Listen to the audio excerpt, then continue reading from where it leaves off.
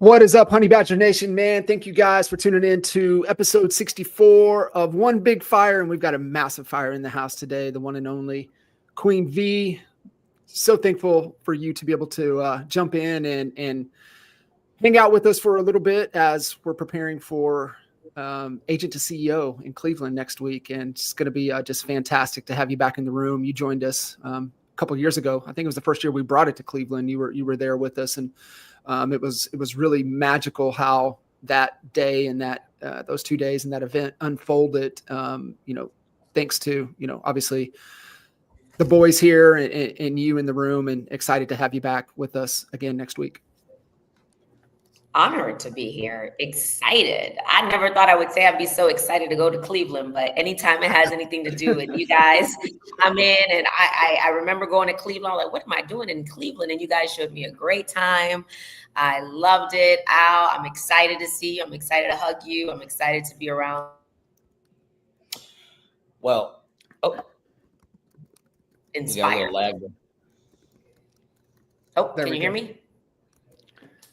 We got you back. Yeah, no worries. Well, I think we caught it. So Al, you were about to chime in there with what V was saying. You want to kind of bring us up to speed, kind of where we're at heading into a week out from Agent to CEO as well as Spectrum. Yeah, and what's really cool is Veronica is a not only a leader, but she's an event queen as well. They put on events. We were talking before this event or before this podcast about the event you just hosted in Puerto Rico. Prior to that, 2 months ago, I was invited to be on their ship. They literally just chartered an entire ship, and we did an event out at sea called Build at Sea, which Veronica and her team were also involved in facilitating. And what I want to say about that one, I wasn't at Puerto Rico's. I'm sure it was amazing. I'd like to hear more about it, Veronica. I will tell you this. One of the things that has really inspired me to go to an extra level with our Agent to CEO on really the experience. Now, we always focus on the experience. We always have. I think we've learned that from Michael, Jay, you, John, when started with EGSs and masterminds, and it wasn't just a place where you got a notebook full of notes. You came away changed. It changed the way you think. It changed the way that you feel about yourself. And Veronica, you've taken that to a whole new level. You've raised the bar in that, and I felt that on the ship. Obviously, I wasn't. Not to get too personal or whatever, I wasn't in a great place when I stepped onto that ship. When I got off that ship, because of the people that you surround yourself with, everything changed for me. And that is the level that we bring to our events, because we don't want people just walking out. We want them floating out and want them thinking bigger than they've ever thought before. So thank you for that invite. Thank you for you and Tony and your entire crew are amazing. And now we get to do it again in Cleveland. So yeah, excited. So V, kind of unpack a little bit. I'm super grateful. Sorry, a little delay there. So I was just going to have you kind of unpack what we were talking about prior to jumping in, really around kind of the event coming out of Build at Sea and kind of what you stepped into in Puerto Rico, but also the leadership component with the ladies and the mastermind. I think there's some really good nuggets in there with the kind of the Be Still sisterhood. I would love for you to unpack that a little bit, because it's hard for a lot of folks right now to find that silence, to find that stillness, right? They're just constant reaction, constant chaos. And I just love how you frame that from a Be Still standpoint, and what do we need to let go of? If you would just mind kind of sharing and unpacking that, I think it's really, really powerful concept to understand and grasp. Oh yeah. Can you guys hear me okay though? Do you see a lag, or are we good? No, we're good. Well, okay. First of all, I just want to say, Albie, thank you for your trust. When people come on these events, right? I think we need to do better as leaders, right? People are investing their money, their time. The most valuable thing that they have is their time away from their family, time away from their business. And I think the conference industry has gotten to a point where they have lost respect for people's most valuable thing, which is their time, their most valuable asset. And I've gotten to a point now that if I am going to invest my time, I really want to make sure I'm spending time with the right people and that it's impacting more than just, something that is just a common, like industry, I would say fad. I really want to create a memorable experience for people, but not just a memory that is just, oh my God, partied hard, or, it, what we used to see. Now it's like, can I truly impact this person's life? Can I make them, can play a small part, not make them, can I play a small part in their life, whether it's personal, whether it's helping them think different with what they're doing with their finances, whether how they feel at home, forgiveness, just evolving. So like I'm on a mission. I'm going to tell people, like, stop going to conferences just to go to conferences. Stop just spending your money on, chasing the next shiny object and the FOMO of feeling like you're missing out.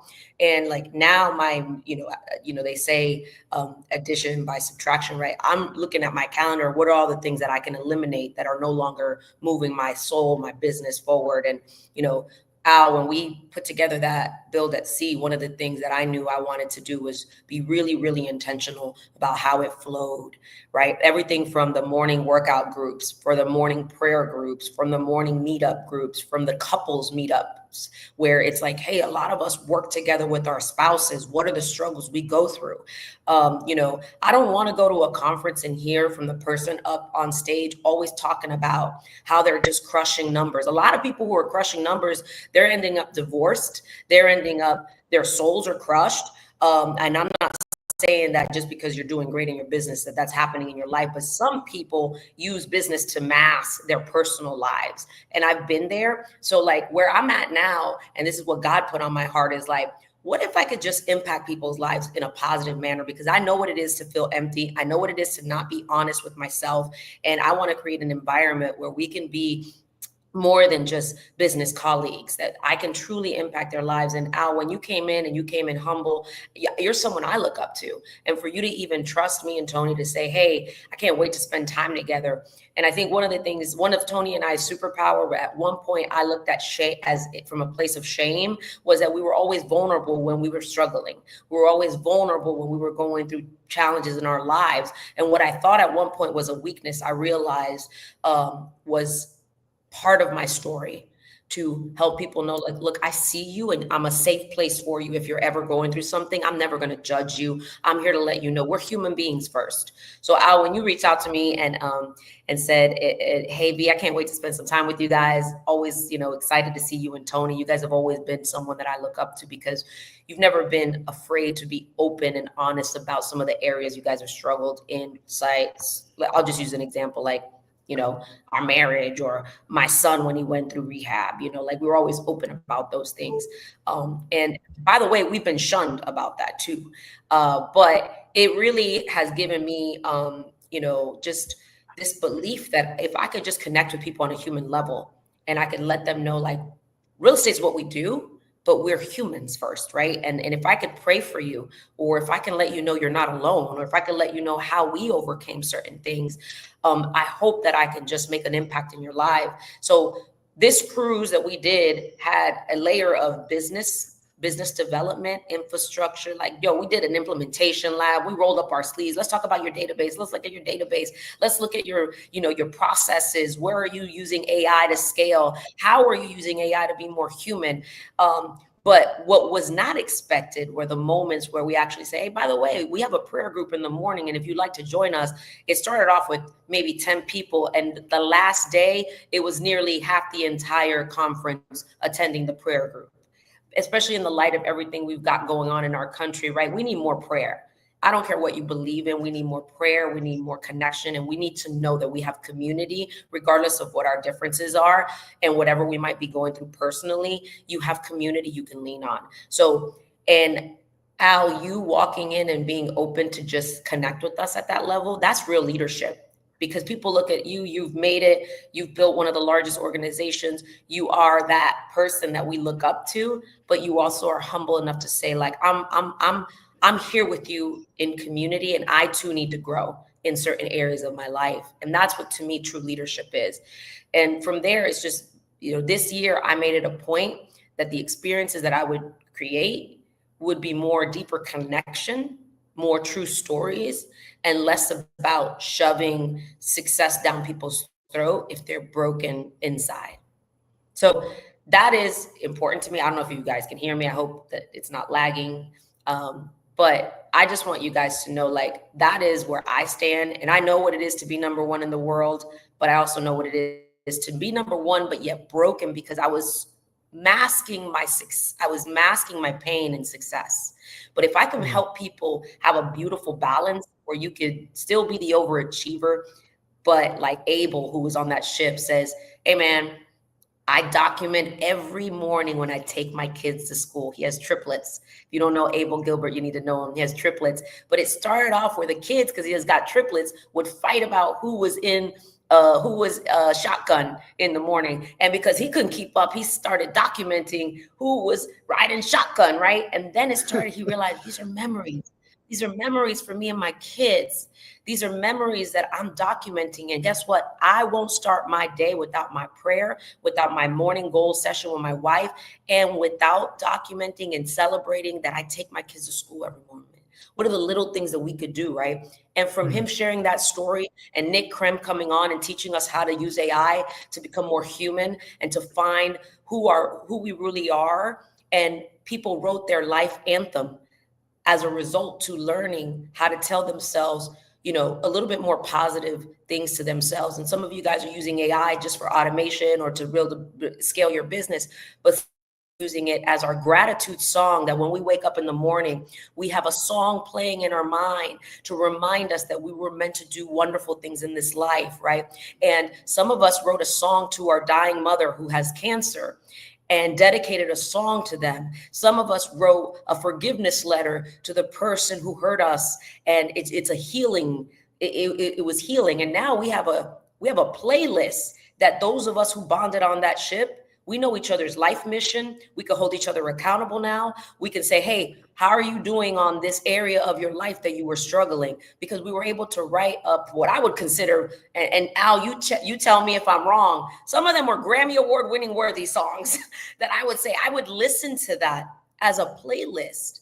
So that ship, that cruise inspired me to stop playing small when I have the biggest responsibility, when people trust me with their most valuable asset, which is their time away from their family, and that I have the one opportunity to make an impact in their life.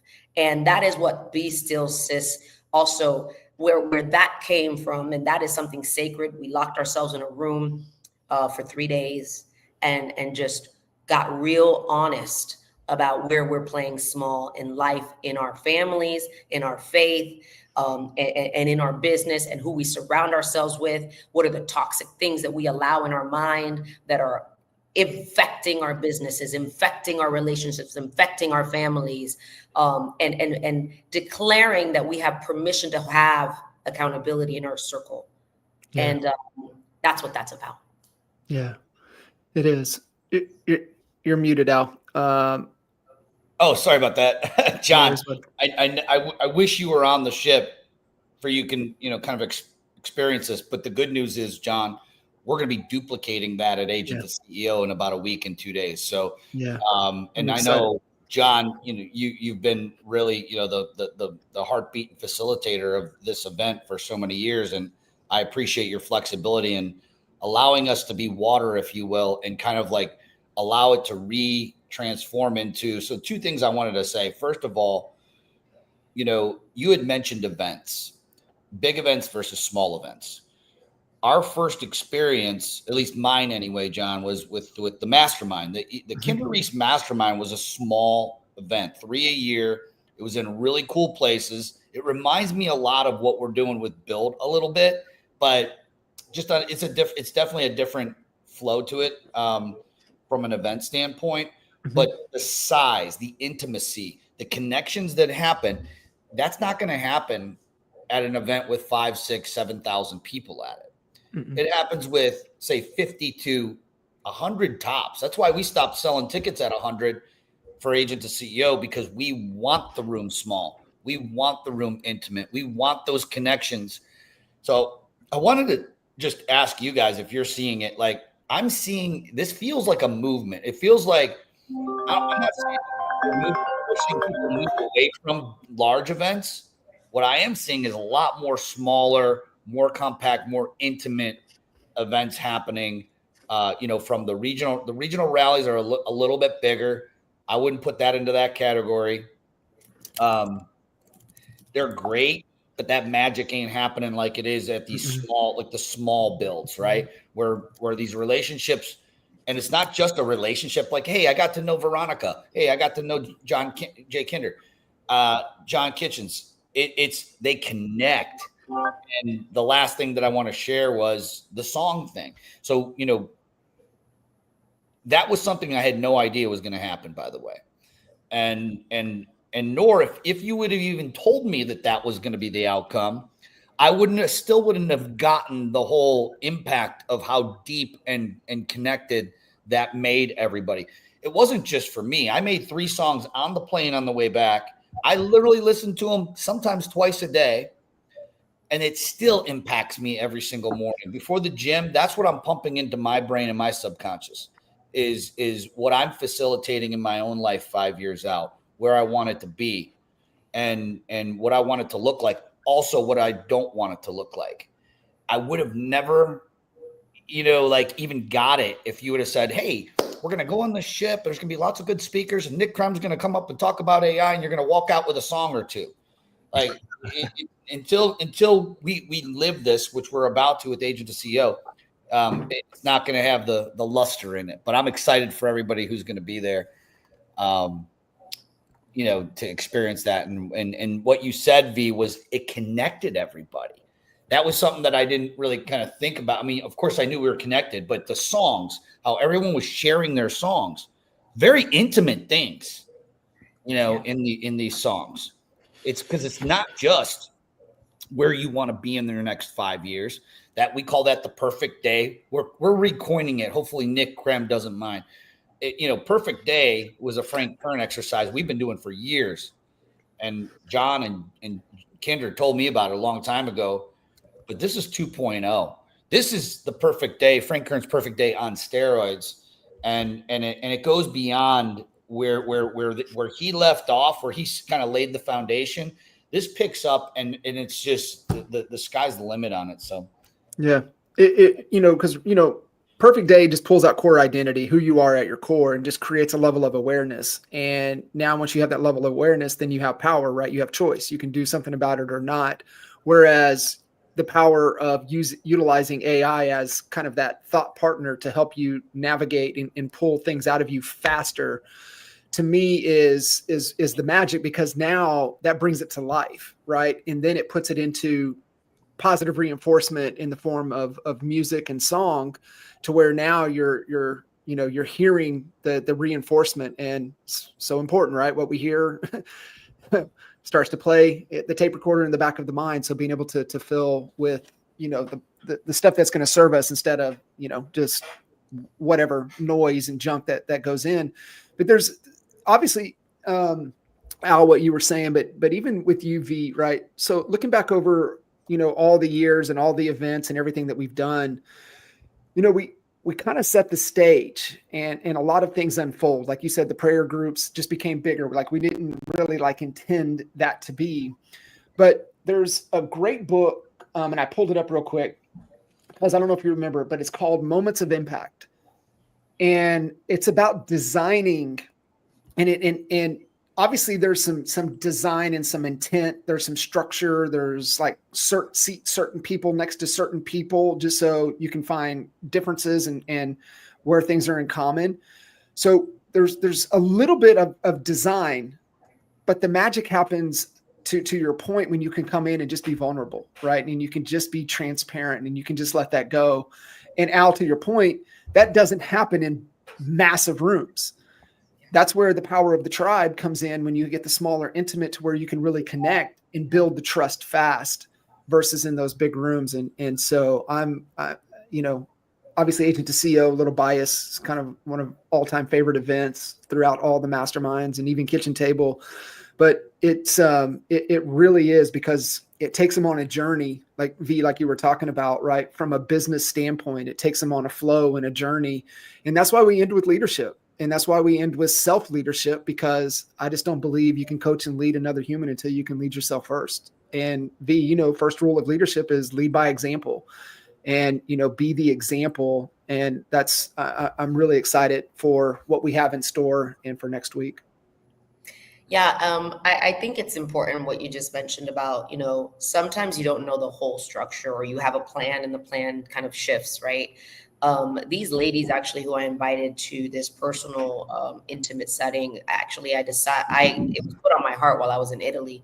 This year, I've traveled more than what I ever imagined. Jay will be like, "Where you at, girl?" But that was actually by design. I wanted to see if I had a real business. I wanted to see if I had a real team, and I needed to step the production team in a way that allowed me to scale.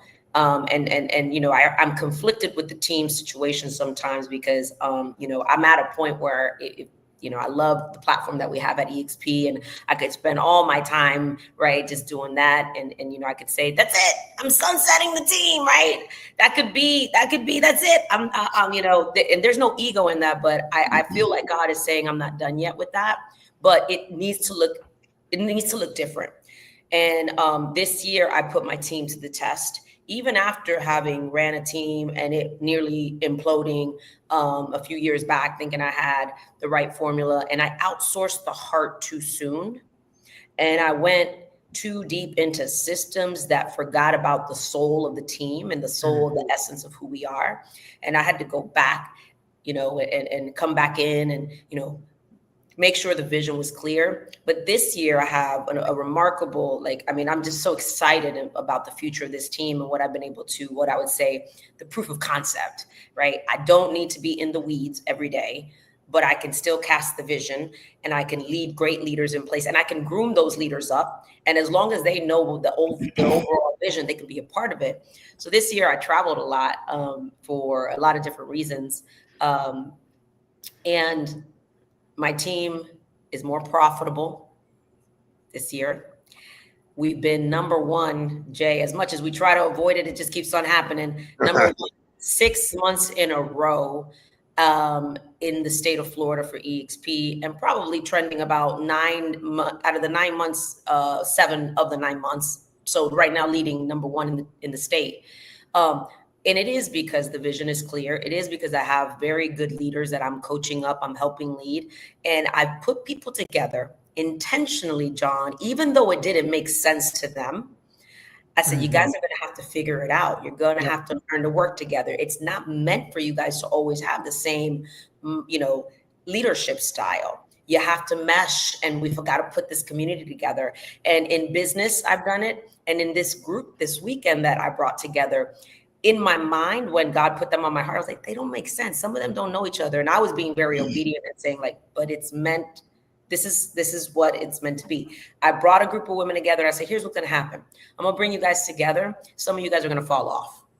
And whoever ends up being in the room, it's because you were meant to be there. Some are going to commit, but aren't really going to show up. And it's exactly how it happened. And then once in the room, what was funny, John, was the amount of diversity of leadership styles and beliefs, and right. And I'm a big believer in diversity of mindset, diversity of ideas, and even levels of leadership. And what was interesting was I was I'm walking in my faith and I'm unapologetic about that. And these women were in different levels of their journey in leadership and also faith. And what I'm so proud of is at the end, the bond that came out, and even we admit like, at the beginning, we weren't sure how we were going to mesh together. But it was intention of who was in the room, who sat in the room, who sat next to who. Yep. And you don't know each other, but I believe there's going to be some magic here when you can just learn to, I would say, appreciate the diversity of leadership styles and people's journey. And it just gets me excited because I believe I know what my God-given talent is: being a connector and assembling teams. That is my God-given talent. Like, I don't know, maybe in a different life, I wanted to be a baseball coach, like I would have like picked, like players to win championships. And that is what I want to do in this lifetime, is bring people together and make an impact. And even when they never imagine, I'm like, you two need to meet. Something is telling me you two will like hit it off. Something's going to happen here. There's magic here. And for me, I live for those moments. So I can't wait to be in the room for Agent to CEO, because I know I'm going to meet people that I can perhaps connect with and vibe with, and something beautiful is going to spark and or be reinforced with people who I believe are in my world for a reason. Yeah. Love it. I love that. It's the whole plus, minus, and equal concept. And you get into rooms and you're like, well, I want to be, the smallest, but sometimes you get into rooms and you're like, okay, I'm kind of biggest in this discipline of life, but I could always grow in these other disciplines. So I'm going to be open to receive and listen for what I can learn. And it could help me in another equity of my life. Right. And so I think that's just an important reminder. And what you were saying there, that was where my mind was going. I was like, plus, minus, and equals, right? There's somebody that's a little bit further ahead that can pour into somebody. There's somebody that's just kind of at the bottom looking up for somebody to pour into them. And then there's that running mate, right? Like, I got you, V. I'm gonna text you every day. I want you to text me every day. We're gonna hold each other accountable and gonna do this thing. So it's so good to what you just said right there. We can always learn something, right, from someone in some area of our life at any given time. You know what that reminded me of? What V just talked about, Jay. It kind of reminded me of two things, actually. The diversity of leadership, and when you said that, the question that entered into my mind was, okay, is it healthy to have different styles of leadership? I think it is, but what binds everyone together? And it reminded me of NAEA.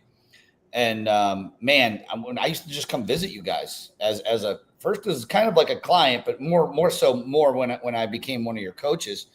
And man, there was a lot of diversity going on in there, with different personalities, different leadership styles for sure. But there was one bond that bonded everyone together. It was their core values. Said differently, it's their beliefs.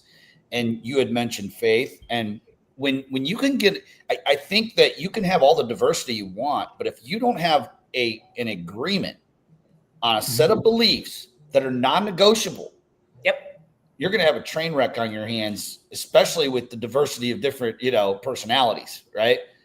Oh, my God. Jay, I'd like your input on that, man, because, you all assembled a pretty amazing team of misfits. And but it was amazing. Like, it worked, but yeah, man, it was, now too, right?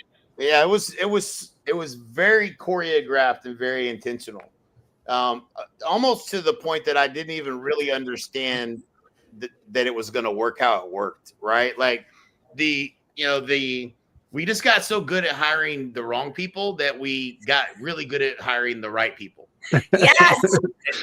You kind of have to go through, I could tell stories on people that, that are the wrong fit. When the hair on my arm is standing up right now when I think about it. Like some of these people that didn't share the same core values of that you do, and it's how we behave, how this company was built. And when you start integrating the hiring process doesn't begin until two people sit in the room and ask core value directed questions around those core values it doesn't matter what the resume says. If they don't match the core values, they don't move forward. And I saw that happen, and then you go around the system and try to hire somebody and bring them in, and it's like it'll kill the culture. Like it's like, it's unbelievable how the wrong, and when you got somebody on your team that vouches for that person, and then they're a day or two later working and doing something, and they're like make an excuse, and they're like pulling them aside and be like, listen, motherfucker, I put my neck on the line for you. Where you're like, you don't make excuses. Like the what people will do to protect that is incredible, and make sure that they'll help somebody to no end to make sure that they're successful, because that's the values that they live by. And it wasn't something I controlled. It was something that they controlled. The team controlled it.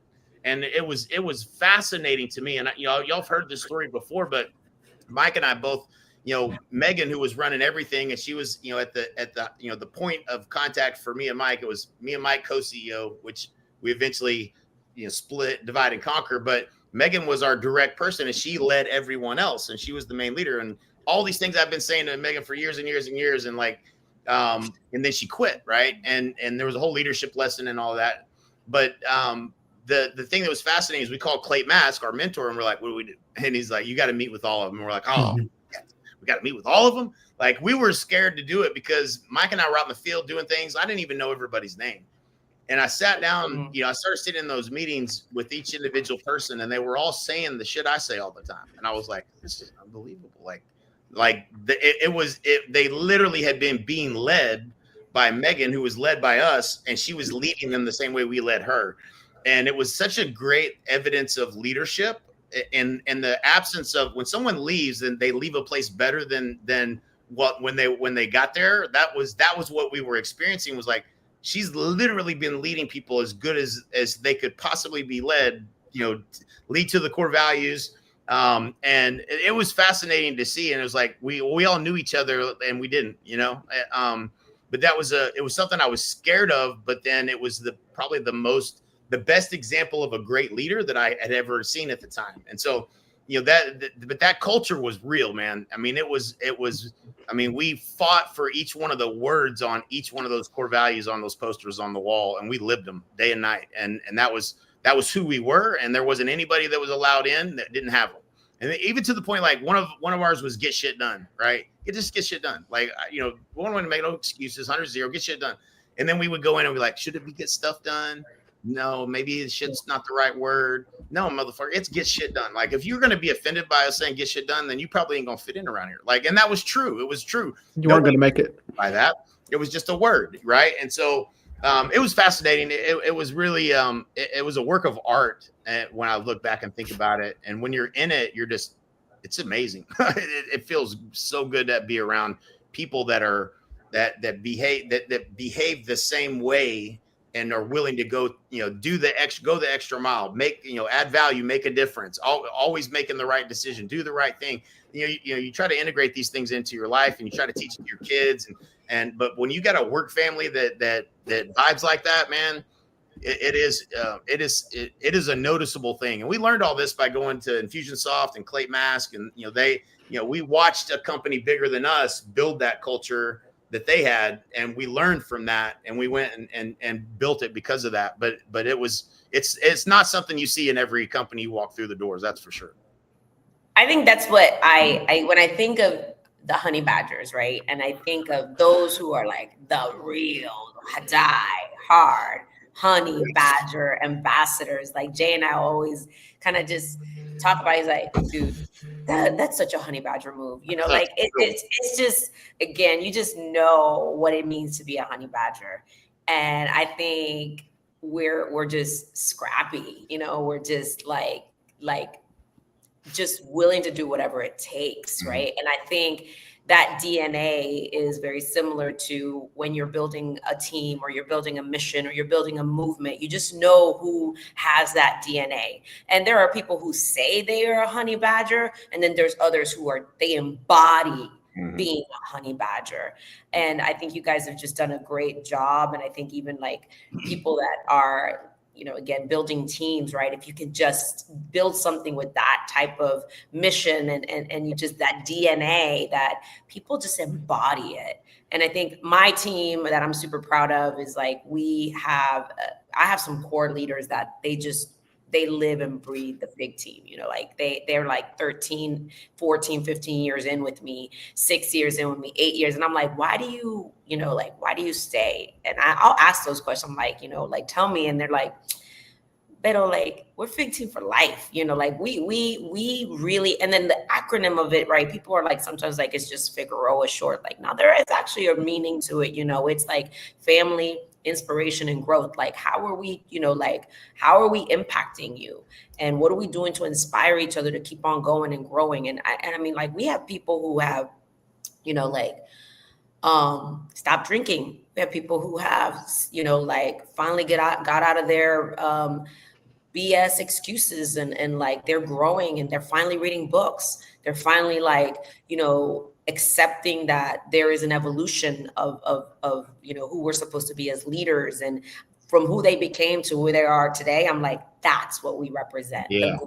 Meeting, inspiring them. And I just think you guys have done a great job, especially with Honey Badgers of, again, in NAEA, and watching your guys' brotherhood.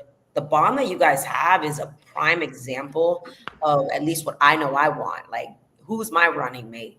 I got some running mates that I'm like, these are my diehard people, right? And you guys are like, people be like, Kendra Reese, Michael Reese, Al J, Michael Kitchens, like that's something that's really beautiful. And I think you guys have really set an example. What I love, Jay, we've talked about on the golf course. I'm like, tell me when it wasn't good, right? Tell me about, like, how do you that, because a lot of times people think things are supposed to be perfect, but what I respect is when things aren't right and you grow through that, because you can't tell me that there has never been a disagreement. You can't tell me that there hasn't been a breakup, that there hasn't been a moment that you had to pick up the phone and say, hey, how do we fix this? That to me is what I want more of. The valleys are way more to learn from, way better. Yeah, we call it perfectly imperfect. Mm. And I actually have a question for all three of you guys. So you were talking about your team, Veronica, and how you're like, maybe it's time to move on from it, but I have a bigger vision. God's calling me. We talk about core values, and if I'm just going to be completely transparent, when I first heard about them through coaching, Kindery's coaching, I just thought it was just something I had to knock out and do and put them up on my wall, which I did. We tried to live like, but I'm going to be honest. I didn't get it. The part I understood what they were. I understood that we had to have them. I didn't understand how they had to, like, we're literally, that had to be the foundation. It was the footers of the rest. And without it, you're leaving maybe millions on the table with regard to money. When it rolls up to profitability, because you just said you're the most profitable, I bet you have the most alignment with your beliefs and values. Here's my question, though. It's not that difficult if you have a team of, let's say, 10 to get everybody in alignment, right? I mean, it's just 10 people. It's not too difficult, right? So when you're thinking about core values, your core beliefs, your do's and don'ts, your non-negotiables, and you're scaling to what we were kind of talking in our private chat about, what is the next level after the mega team? What's that going to look like? What's it going to be called? And we shot around the word enterprise, but whatever it's going to be called, right?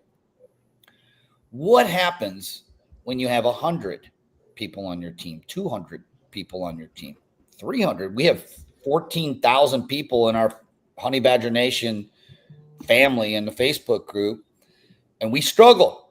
I couldn't tell you if every single one of those people were aligned with our values or not, to be really honest. I doubt all of them are. That's what I want to solve for next week. What do y'all have to say about that? I'll just throw you the curveball. Go. Dude, I mean, it's impossible. I mean, it not at the level that we're talking about, right? Like, I think all you can do is you can put the tuning fork out there for the people that are, and you can you said something, Veronica, that I recognize seen, and it was probably the most valuable thing that I experienced in my life up to this point. Even I would say it really is like watching a human being that you're leading become a better version of themselves is probably one of the most rewarding things you can do in your life. Like it really is. And seeing who that you people living up to what they're capable of is fascinating. It's a fascinating thing. And then you get to play a role in it is a blessing. So I don't know that from 14,000 strong, I think we can have a tuning fork to the, and the ones that vibrate at this level, we all kind of, you can feel it. And I think that's all you can do. I don't think that we don't have the kind of process of weeding out and who we let in and who we don't, and we don't control it.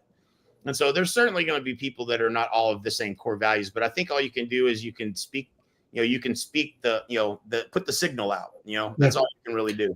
The reminder to your question, Al, is, the core values, they attract, but they also repel. And to Jay's point, the more that you can tune that fork and amplify what the values are, what does Honey Badger Nation stand for, what's the mission, what are our values, what are our shoulds and should nots, that will send through. The big thing is, you look for those that want to lean in, and you help them lean in more.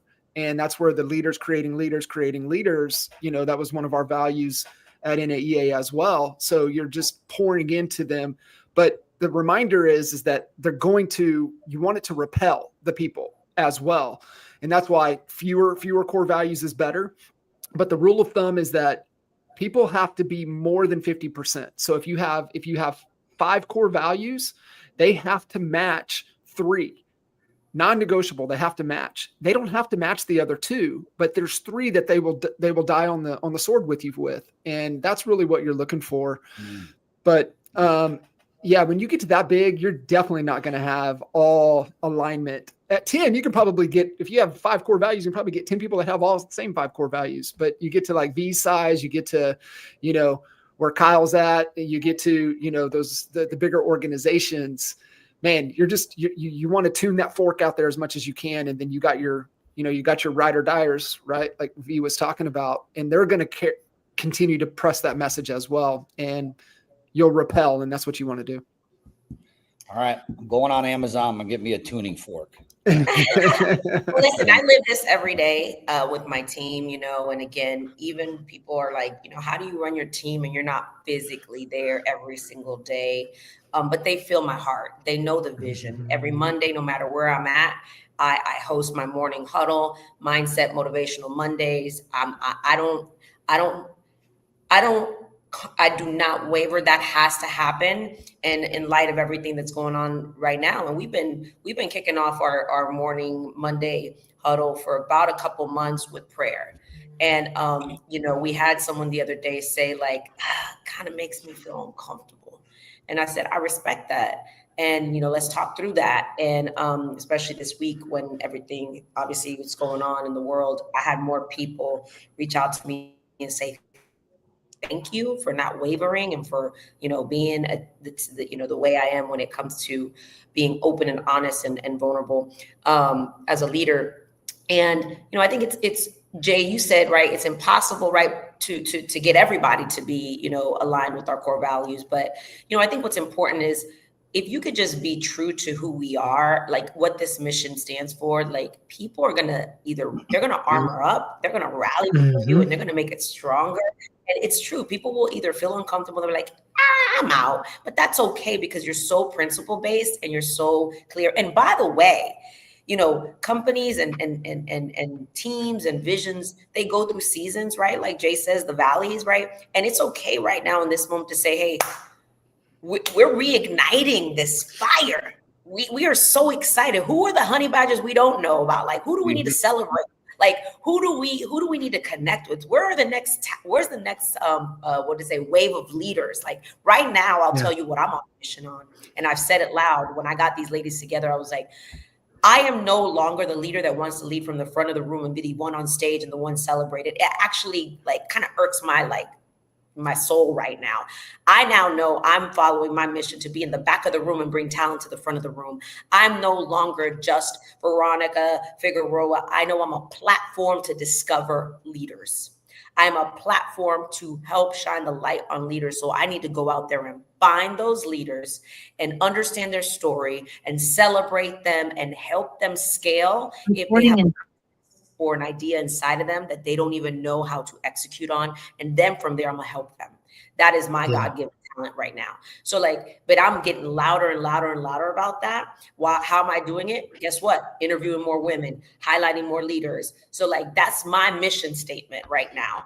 And I'm just gonna get louder on it and amplify it. So I just think we just need to, how do you do it? You amplify your mission and the vision, even if at one point you were silent about it, get loud. Something has to reawaken, and we got to get louder together. Let's get I love loud. it. I love it. Oh, that's awesome. I got to jump, guys. Thank you. Hey, have a great day. Awesome. Go change All right, lives. fellas. Well, I appreciate you guys. And if you guys haven't got your, we got CFV 8 tickets left. 8 tickets, and it's sold out. So it'll be gone by the end of the week. Awesome. All right, fellas. Appreciate y'all. Appreciate everybody tuning in, and see you guys in Cleveland. See you.